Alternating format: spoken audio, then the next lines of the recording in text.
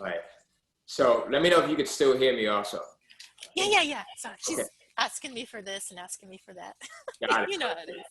Yep. Yeah, I totally get it. Like I said, with four of them, I totally get it. All right. And we're going to be wrapping up soon as well. I really appreciate you sharing your time. So you write your own content. You started with your first couple of books. You've got 5 now. You have an email list of 1,500 people, which I think is a beautiful thing, because for most people, they kind of overthink that part as well. They think that it's going to take them forever to build up their email list. So that's awesome to hear that you have 1,500 people. So now you have these digital assets, right? You've got digital real estate that makes you money 24/7, intellectual property that you own. How does that feel? That feels good. And I remember you said in one of your, I think it was like the first video I saw of yours, that you can pass it on to your kids, right? Yes. It's something that you can give them. And I thought that was really powerful. Yeah. I spoke to Linda Allen, who's in the group, who I also interviewed last week. And Linda Allen has been publishing to Kindle for 11 years now.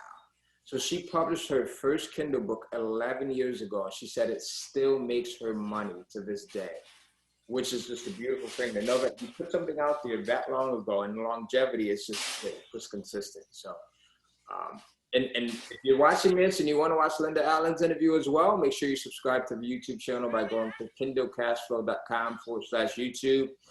And to learn how you can get started with Kindle publishing and get some free information on the entire system, go to kindlecashflow.com/3 steps, the number 3 and then steps. So kindlecashflow.com/3 steps.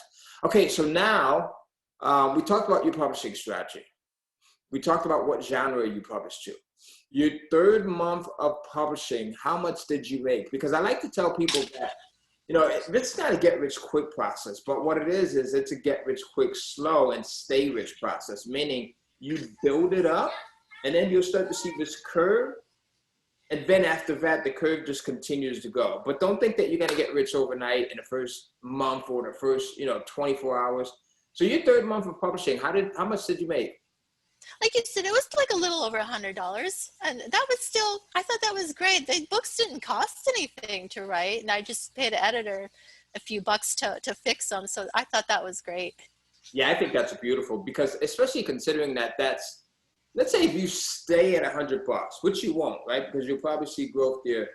But if you stayed at $100, that's $1,200 a year there, right? That's $2,400 over a 2-year period. So if you're looking at it long term, and again, that's at a minimum. Let's say if you stood at that $100 a month level. I think it's a beautiful thing there. So yeah. So you see, folks, this thing will not be record-breaking numbers right away, but it eventually snowballs into massive success, and it does so really quickly once you get up to it. I was talking to Seth Taylor as well, who's in the group. I think you're familiar with Seth, right? He posts in the group a lot. And Seth has made over $100,000 over the last 3.5 months. But when he first started, I think his first couple of months, like his 2nd month, he was only at like $75. So to see like where he started and then what's the potential, what's possible, is very, very encouraging. It's very motivating. He does about $35,000 a month right now. So $34,000 to be exact, right? So you start off small and you have the potential to continue to grow. So I want to put you on the spot really quickly before we wrap up. Okay. Give the viewer, the listener right now, one secret tip as relates to what you're doing with Kindle publishing that other people may not be doing. Right. I have 2 answers to this question, actually. My first one, and this was a saying from my dad, is if you do nothing, nothing gets done. So you just have to do it. And my second secret is that, like, not to binge watch like all the training videos, because you'll just get so confused and overwhelmed with information. Just do one at a time. Like, you don't have to watch all of them to start publishing. Like, start with the research videos, and then it's helpful to see the videos to help you set up your accounts. Yeah. And then go on from there, but don't do it all at once. Not everything all at once.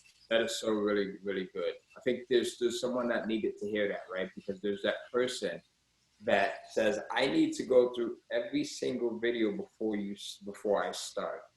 And you know, there's a saying that I have, and that is that money loves speed, right? So if you go in, you dive in, you quickly get started, then you are now putting yourself that much closer to starting to see those sales coming in. So very cool. So what's your plan, Kelly, for the future now? Are you looking to scale? Are you looking to stay where you're at, or what's your plan? Right. Like I've got a bunch of stories that want to model. So now I am going to get like a ghostwriter to do that for me. Cause I don't think I want to do, like I've got a list of stuff. It's like more than I can do. Right. So now I want to outsource some of these stories. Like I'll finish the zombie story. I'll put it in a box set and just be done with it and just go on and do these other cool things that I found to model like the bestsellers in these short story categories. Doing the short stories. I like that. Yeah, I like short stories too. I like those as well. My son Tyler, he publishes some short stories in the romance niche, and he's 16, and it's kind of funny because he's a 16-year-old football player. He's this big guy, and I'm like, does any of your fellow teammates know that you're publishing romance novels? So hey, I know you're extremely busy, so I greatly appreciate your time. Before we wrap up, I want to ask you two final questions. Number one, what was your reason for getting started with the Kindle Cash Flow system? Right, because the why is important. And I didn't want to be doing the casino work anymore because it's long hours and it's late. And now that I have a daughter, you know, because I can't be coming home like at 2 and 3 in the morning. I said, I've got to figure out something else. I said, I need anything, anything that I could do, you know, that on my own time. And that's important.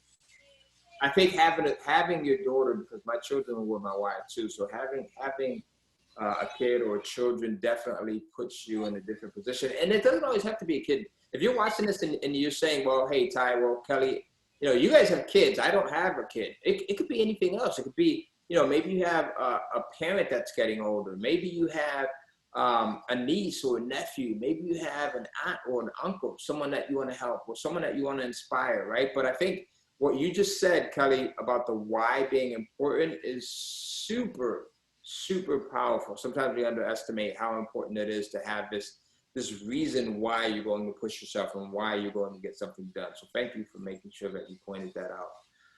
Yeah. The second question, what would you say to the person that's watching or listening to this right now and they don't have the confidence or belief that they can do this? I just want them to know that you can do this. Like anybody can do it. You can do it, and please do it for yourself or doing it for your family. But you at least have to try. Like just do a couple books, you know, just to get the hang of it. And it's going to get easier. Like I know it's hard at first, but it does get easier the more you do it. And it'll just become a part of the process, you know. Yeah, I think starting out is super hard with anything, right? Whether you're going to the gym or whatever it may be. I mean, being a new mom, right? Is this your first kid? Yes. Okay, yes. So it gets easier, all right? So knowing like from the very beginning, what do? You should have seen the nightmare that I was the first time I had to change a couple of diapers, especially on my daughters. It was just, I'm freaking out, like, how do I do this right? But it got easier, right? My first diaper was much different than my 50th diaper. So it definitely got a lot easier. So remember. That's a good analogy. Yeah. Yeah, I was a total mess with that. But so remember, if you're watching or listening, be sure to subscribe to the channel or podcast. And for more free information on how you get started with Kindle publishing, visit kindlecashflow.com/3 steps. Kelly, I appreciate having you. Thank you so much, Ty. Thank you. Marie here. So it was very, very cool. Thank you. Thank you.